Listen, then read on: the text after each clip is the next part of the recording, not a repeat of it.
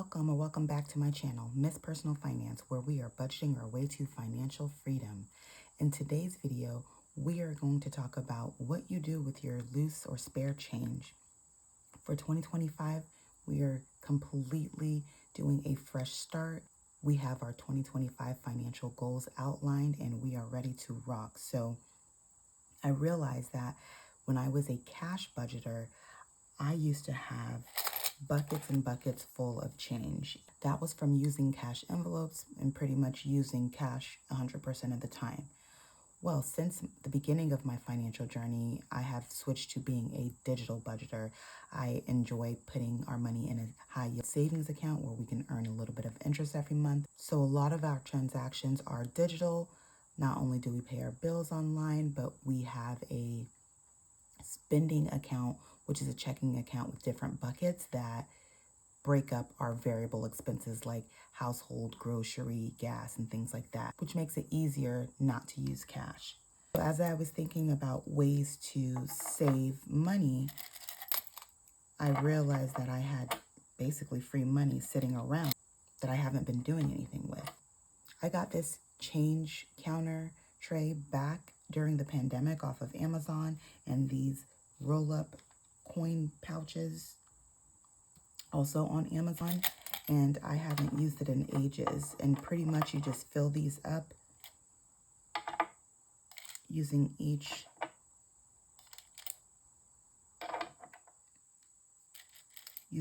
type of coin, and it gives you a total. It's not super even. Oops, I started from the wrong way, because you'll need 5 instead of 4, so you have to count by 125, which makes it a little more challenging, but it does do the work for you for the most part. So as you can see, when it's full, it won't take any more change in that section, so you know you have the amount. So for nickels, it's going to be 5 for 25 cents, quarters 5 for $1.25, dimes are 5 as well, so that's going to be 50 cents.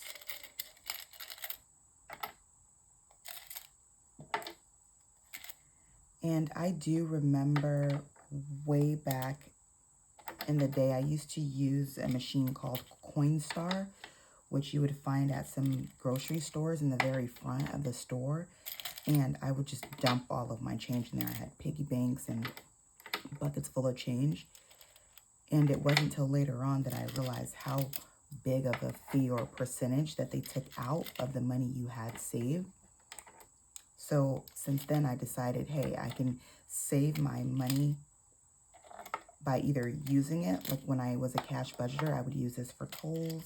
And sometimes if I just needed a couple dollars, I would use it all in quarters. Hey, change is money too. But when I realized the fee, I was like, I needed to find a more cost-efficient way to save up and or use my coins. So I got this, and I never followed through with going to the bank and actually cashing these out, but we'll have to wait and see. I think I had like 1 or 2 50-cent pieces and dollar pieces, but not enough to wrap up. So you just want to make sure that they're full and not overstuffed, so you have the exact amount.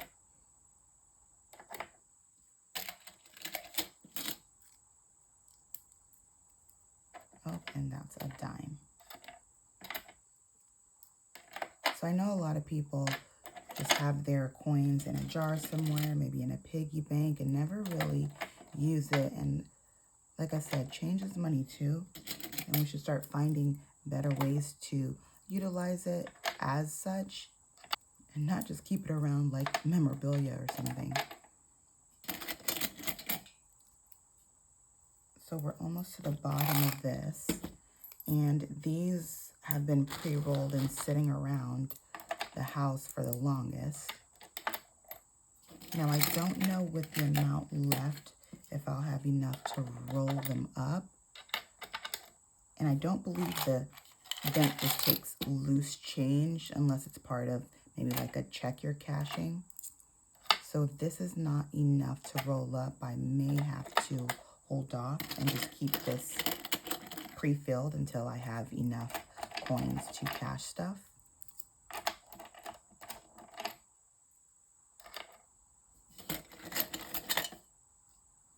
And plus, with little kids around, I don't have a lot of change sitting around. It's easy for them to grab and put in their mouth, and we know how filthy coins can be. But for cash budgeters, I'm sure they find ways to utilize their coins. And if they don't, I would strongly recommend either rolling them up and taking them to the bank, or trying to incorporate them in your weekly or monthly budgets as much as possible.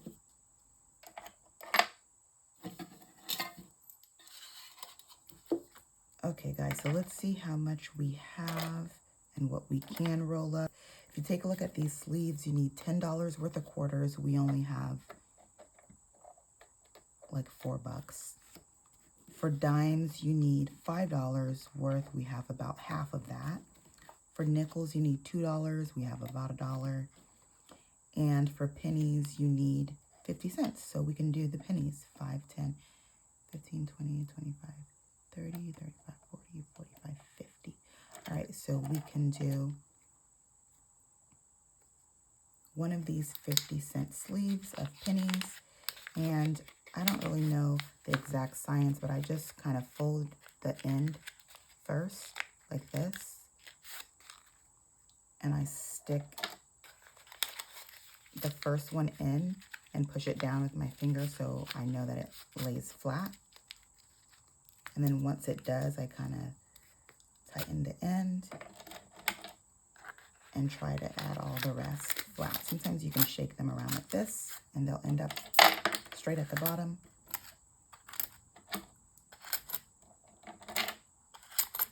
And that is 50 cents that we probably would have just had sitting here not doing anything.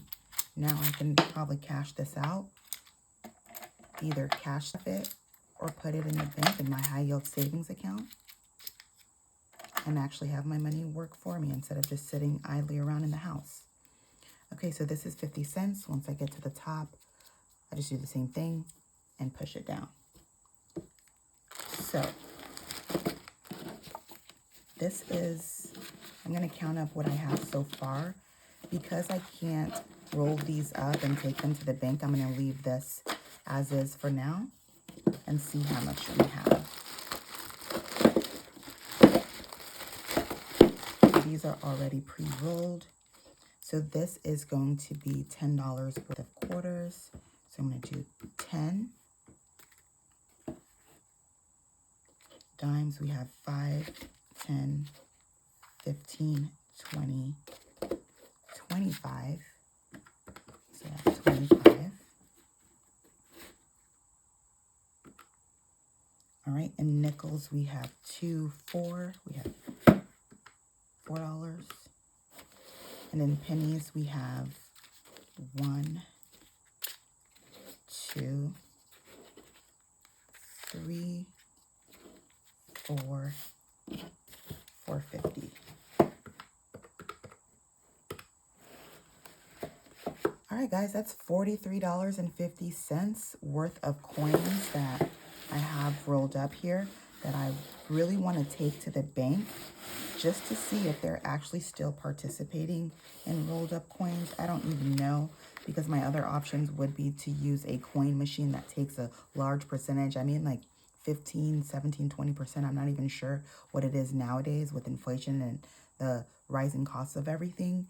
So hopefully I'll be able to deposit the exact amount, and hopefully this is rolled up correctly and I do have $43.50, and that way I can have all of my money and not lose any of it to costs or fees.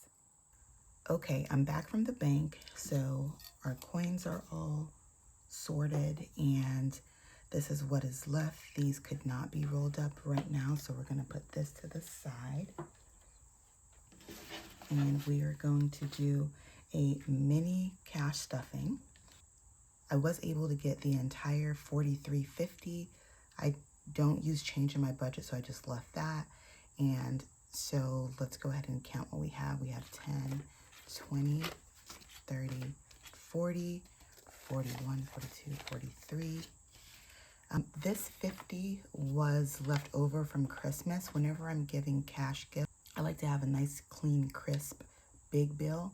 And this was left over, so I'm going to go ahead and just cash stuff this. Who knows, I may need it in the future for another gift, and I don't have to run to the bank. And then this $10 was left in my wallet. So we have a total of 50, 60, 70, 80, 90, 100, 1, 2, 3. All right, so we are at 103 for our mini cash stuffing. Almost half of that came from rolled up coins, came from change. I'm gonna move this over and bring out my cash stuffing binder. As you know, we are primarily digital budgeters, but this I like to keep in the house and just keep cash on hand. You never know when you're gonna need it.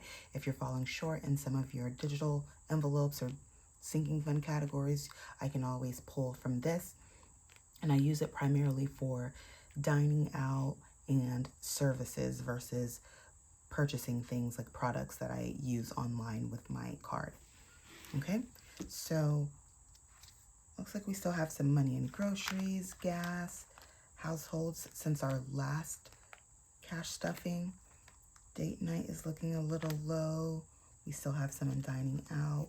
Personal care is looking low, and so is hair.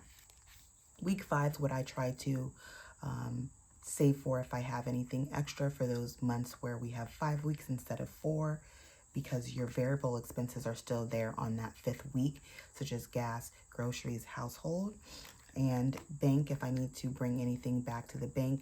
This usually occurs if I have the money in a sinking fund or a category, but I still use a card online. I like to transfer that money back into the bank. So that's what this is for. Okay, so for the $3, I put everything in miscellaneous until it equals $5, and then I'll move it over into one of the food categories like dining out, date night. So we have 1, 2, 3, 4, 5, 6. So that means one of these dollars will stay.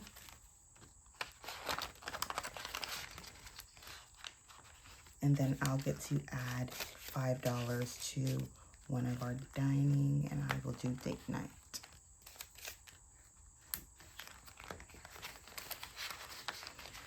Okay.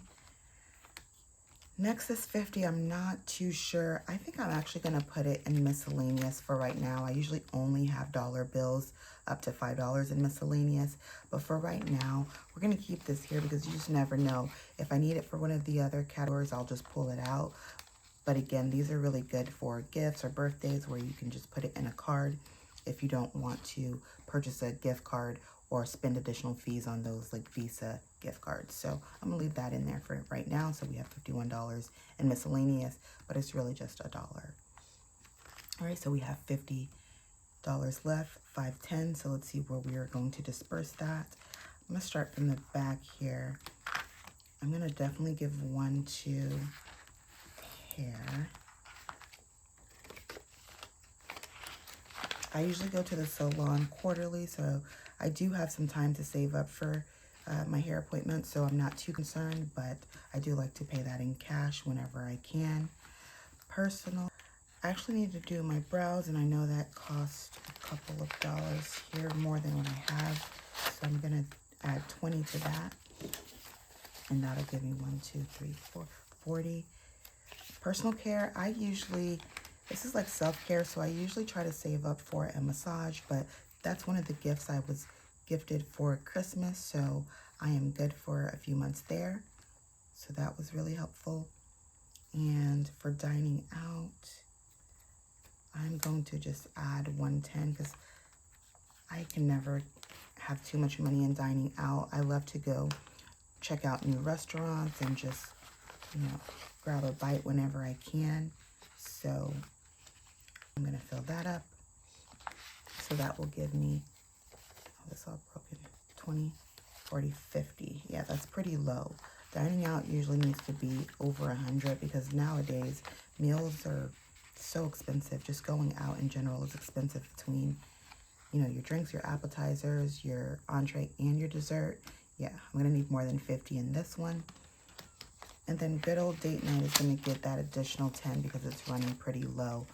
Because of our littles, we don't really do a lot of date nights outside of the house, but we do use these funds to, let's say, order pizza or order food and dine in, but we still consider it date night if the kids are asleep. So 10, 20, 1, 2, 3, 4, 5, all right, 25.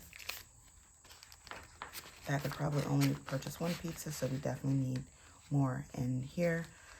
So I don't cash stuff often, again, because we're digital budgeters, but every so often if I have some extra cash, I like to put it in this cash binder because it's always good to have cash on hand. You never know if you lose your card or if you don't have access to the bank or ATM immediately, at least you have something on hand, and something is always better than nothing. All right, guys, so that is all for this video. For your coins, don't forget they are money too. The hardest part is probably actually rolling up the coins, but everything else was simple. The deposit at the bank, they didn't give me any issues. I deposited directly into my checking account, and then I was able to pull the funds out.